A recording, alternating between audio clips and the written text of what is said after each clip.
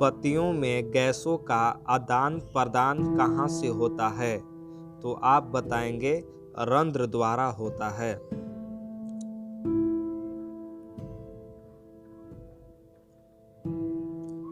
रक्त में आयरन की कमी होने से कौन सा रोग होता है?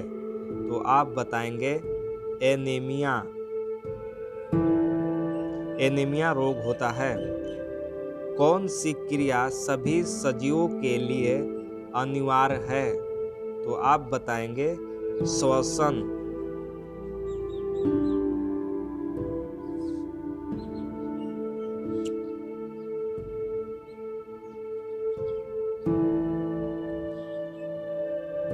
रक्त किसकी उपस्थिति के कारण लाल दिखता है?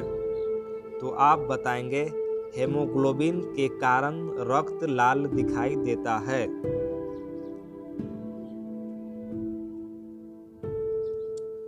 प्राकृतिक में ऑक्सीजन का संतुलन कैसे बना रहता है?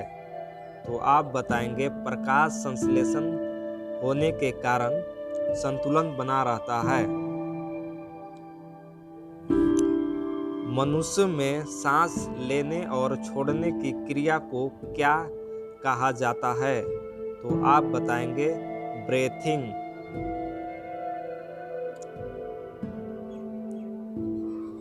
प्रकाश संश्लेषण किसमें होता है? तो आप बताएंगे हरे पेड़ पौधे में। क्लोरोफिल में मैग्नीशियम कितना % रहता है?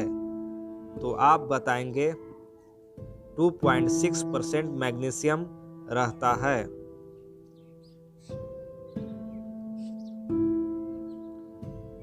क्लोरोफिल का रासायनिक सूत्र क्या है?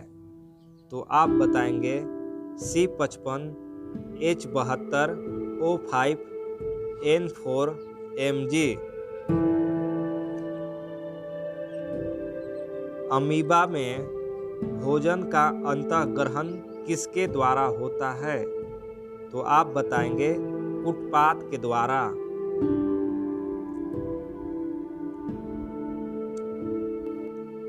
मनुष्य की शरीर की सबसे बड़ी ग्रंथि कौन सी है?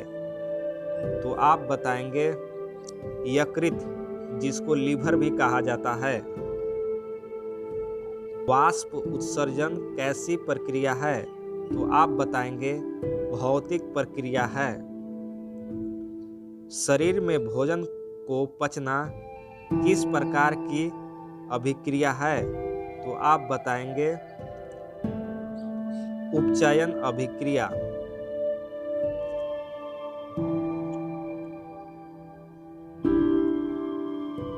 कुटपाथ किसमें पाया जाता है? तो आप बताएंगे अमीबा में। अमीबा में ही कुटपाथ पाया जाता है, जिसके सहायता से अमीबा अपना भोजन ग्रहण करता है। रक्त का थक्का जमने में किस विटामिन का योगदान होता है? तो आप बताएंगे विटामिन के। विटामिन के की वजह से ही रक्त में थक्का जमता है। रक्त लाल क्यों दिखता है? तो आप बताएंगे हेमोग्लोबिन के कारण रक्त लाल दिखाई देता है। सामान्य व्यक्ति में दिल की धड़कन की औसत दर कितना होता है? तो आप बताएंगे 72 होता है।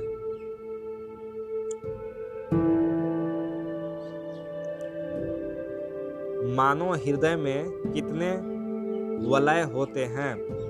तो आप बताएंगे चार वलय होते हैं। सामान्य मूत्र में कितना % जल होता है? तो आप बताएंगे 95% जल होता है। मानव मूत्र का pH मान कितना होता है? तो आप बताएंगे मानव मूत्र का pH मान 6 होता है। पादपों में भोजन का परिवहन किसके द्वारा होता है? आप बताएंगे फ्लोमियम के द्वारा होता है। वसा का वहन शरीर के अंदर किसके माध्यम से होता है? तो आप बताएंगे लसिका के माध्यम से होता है। रक्त को मापने वाले यंत्र का नाम लिखें। तो आप लिखेंगे रक्तचापी।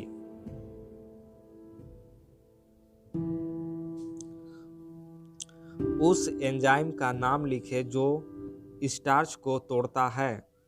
तो आप बताएंगे सैलाइवरी एंजाइम। जीवाणुओं में किस प्रकार का पोषण होता है? जीवाणुओं में किस प्रकार का पोषण होता है? तो आप बताएंगे परजीवी पोषण।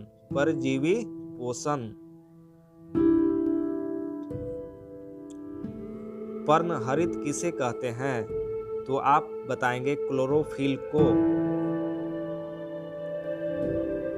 शरीर में उपस्थित जैव उत्प्रेरक को क्या कहते हैं? तो आप बताएंगे एंजाइम कहते हैं। मछली का श्वसन अंग क्या है? तो आप बताएंगे गिल। केचुआ का श्वसन अंग क्या है? तो आप बताएंगे त्वचा। मूत्रवाहिनी से होकर मूत्र कहाँ जाता है? तो आप बताएंगे मूत्राशय से। हरित लवण में कौन सा रंजक पाया जाता है? तो आप बताएंगे क्लोरोफिल।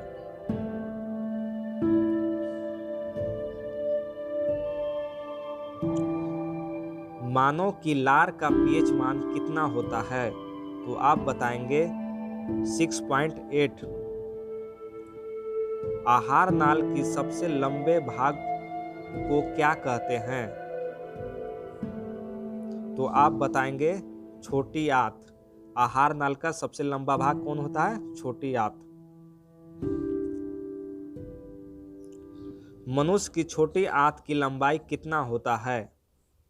तो आप बताएंगे 6 से 7 मीटर होता है।